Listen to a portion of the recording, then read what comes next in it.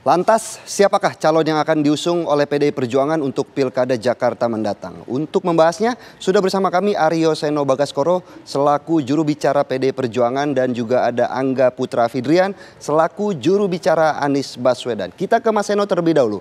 Mas Seno, dengan batalnya revisi UU Pilkada, maka PDIP kini punya peluang untuk memajukan calon di Pilkada DKI. Apakah sudah ada pembahasan tentang nama-nama potensial yang akan diusung oleh PDIP?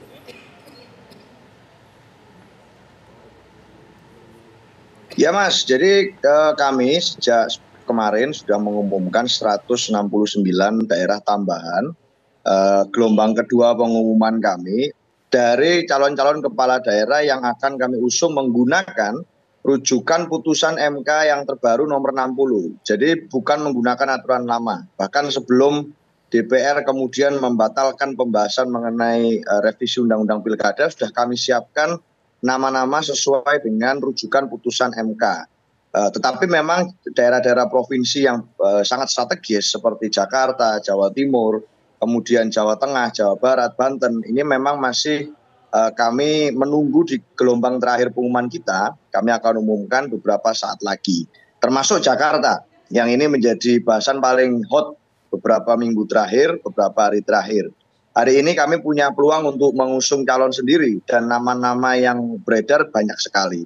Jadi kalau bicara tentang nama-nama yang muncul dan pernyataan Ketua Umum kemarin, sebenarnya bukan serta-merta lalu menutup kesempatan bagi Pak Anies.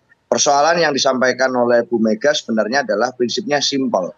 Apakah nanti dalam pengusungan Pak Anies Baswedan berkenan untuk mengikuti mekanisme partai, mengikuti platform dan gagasan perjuangan partai, dan serta-merta akan nurut dengan ideologi dan konstitusi kita secara konsisten. Prinsipnya sesimpel itu. Jadi nggak perlu kemudian jika ingin bergabung dengan gerakan yang kami buat, bergabung dengan PDI Perjuangan, lalu membuat dorongan-dorongan politik tertentu melalui pihak-pihak lain. Cukup nurut dengan ideologi, cukup nurut dengan konstitusi Pancasila, cukup nurut dengan platform dan perjuangan partai, maka partai pasti akan memberikan pertimbangan lebar. Apalagi memang di Jakarta ini kita tidak bisa menutup kemungkinan dan tidak bisa menutup fakta bahwa nama Pak Anies Baswedan bersama dengan nama Pak Ahok misalnya itu sangat tinggi di survei. Jadi ini nama-nama masih akan kami godok dan matangkan. Dalam waktu dekat tunggu tanggal mainnya, sebelum tanggal 27 pasti akan kami umumkan untuk Jakarta. Nah Mas Seno, apakah sejauh ini sudah membangun komunikasi dengan pihak Anies Baswedan terkait bursa Bacagub Jakarta? Ya sudah, secara informal sudah sering sekali dilakukan komunikasi. Bahkan terakhir sudah disampaikan oleh Sekjen Partai bahwa Pak Ahmad Basarah sebagai salah satu kader senior yang ditugaskan oleh partai untuk membangun komunikasi politik dengan lintas elemen tokoh dan partai lain, itu sudah bertemu dengan Pak Anies Baswedan.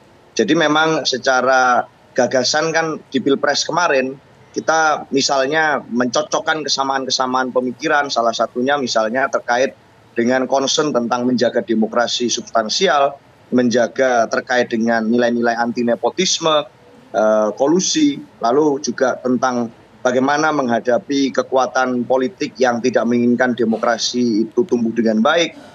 Itu banyak sekali dilakukan komunikasi-komunikasi. Jadi secara informal sudah, tetapi tentu kita juga memiliki stok kader yang mumpuni, sehingga secara peraduan, misalnya fit and proper test untuk menentukan nama, tentu kami memerlukan waktu untuk mematangkan aspirasi rakyat.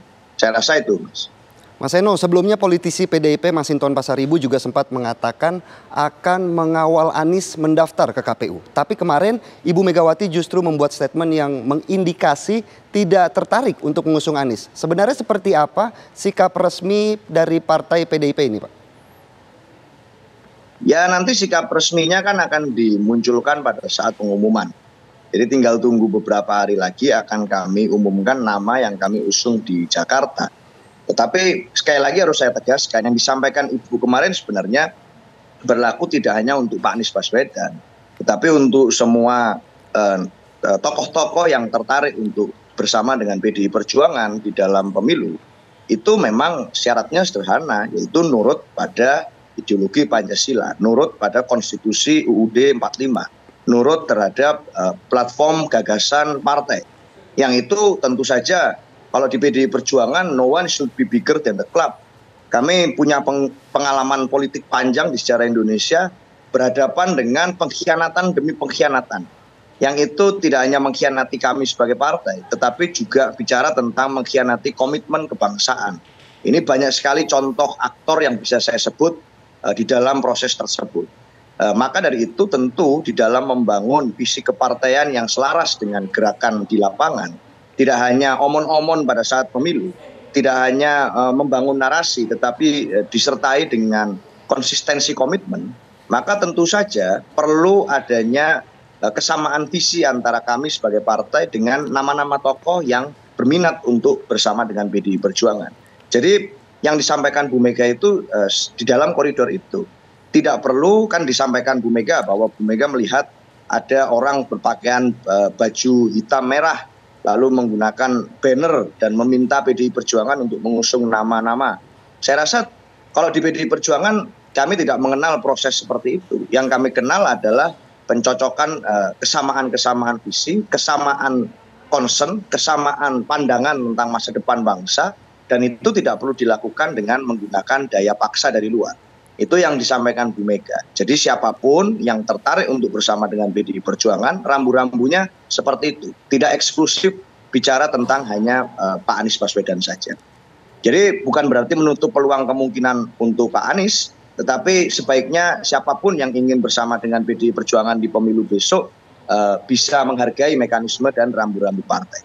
Baik, terima kasih Mas Seno. Sekarang kita ke Mas Angga. Apakah sudah ada komunikasi dengan PDIP, mungkin dengan Sekjen Hasto Kristianto, atau mungkin dengan Mas Hinton yang pernah menyatakan PDIP akan mengusung Anies, Mas Angga? Ya, kalau komunikasi dengan teman-teman PDIP sebenarnya sudah berjalan panjang ya. Pak Hasto sendiri sudah sampaikan bahwa Pak Hasto berkomunikasi dengan Pak Anies. Lalu sekarang ada Pak Ahmad Basarah itu yang berkomunikasi secara formal dengan Pak Anies Baswedan.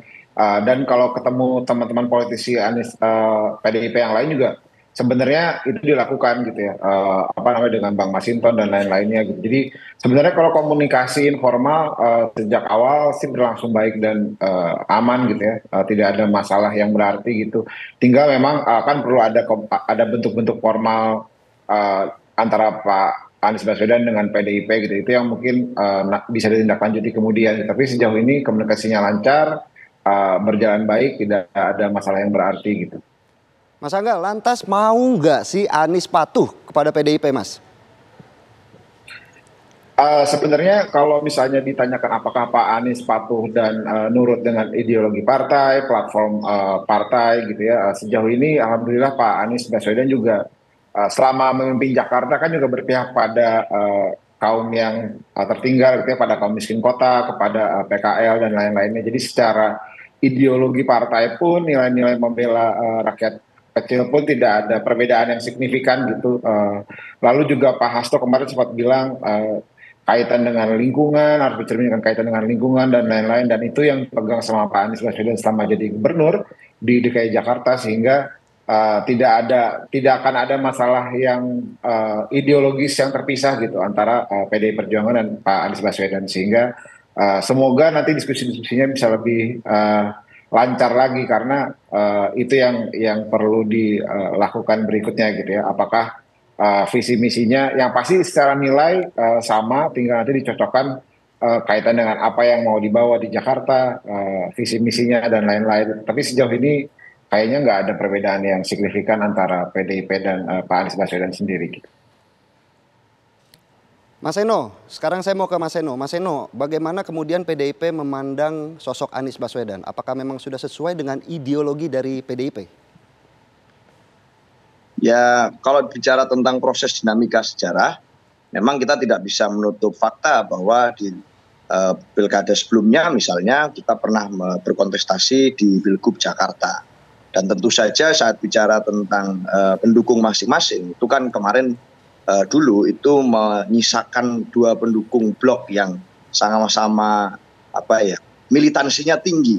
Jadi semacam ada blok yang memiliki pandangannya masing-masing. Tetapi kalau bicara pasca Pilpres, itu kan seperti yang saya sampaikan tadi, ada rasionalitas yang sama dalam beberapa irisan pemikiran, itu berkaitan dengan concern tentang demokrasi kita, berkaitan dengan concern tentang anti nepotisme, berkaitan dengan concern tentang anti penggunaan intervensi kekuasaan di dalam pilkada dan pemilu. Hal-hal semacam ini saya rasa concern kita ada kesamaan-kesamaan. Jadi itu yang saya lihat membuat tentu saja masyarakat Jakarta mengekspresikan di dalam bacaan survei, yang mana nama Pak Anies, lalu ada nama Pak Ahok itu selalu sangat kompetitif di berbagai macam survei. Jadi kami melihat memang masyarakat Jakarta masih mengingat kepemimpinan dua mantan gubernur ini. Kita tidak bisa menutup fakta itu. Jadi prosesnya berjalan. Siapa yang akan menjadi calon gubernur dari PDI Perjuangan, saya rasa tinggal menunggu hari ya, tinggal beberapa hari lagi. Setidaknya ini sudah tanggal 23, setidaknya tanggal 25 itu akan segera ada, hilalnya akan makin tampak. 2 hari lagi. Baik Mas Seno, sekarang saya mau ke Mas Angga. Mas Angga, kita sedikit berandai-andai. Jika PDIP tidak mengusung Anies, apa kemudian langkah Anies ke depannya? Iya, kan kita masih tunggu deadline itu sampai 29 Agustus gitu ya. Jadi kita masih tetap berusaha untuk maju sesuai dengan aspirasi rakyat Jakarta yang bertemu Pak Anies sehari-harinya gitu ya. Kita akan tetap, saat ini kan komunikasi sudah terjalin dengan PDIP, insya Allah komunikasinya berjalan lancar, juga dengan partai-partai lain yang juga punya kemungkinan untuk bisa bergabung bersama gitu ya.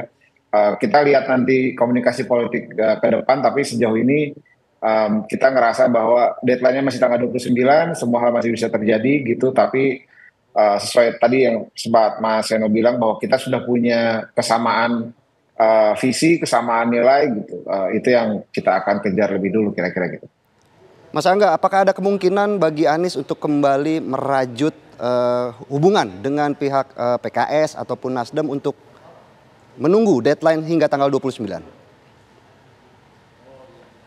Ya namanya dalam kondisi hari ini sih Pak Anies terlalu terbuka dengan siapapun gitu ya, selama itu masih sesuai dengan visinya, sesuai dengan nilainya gitu.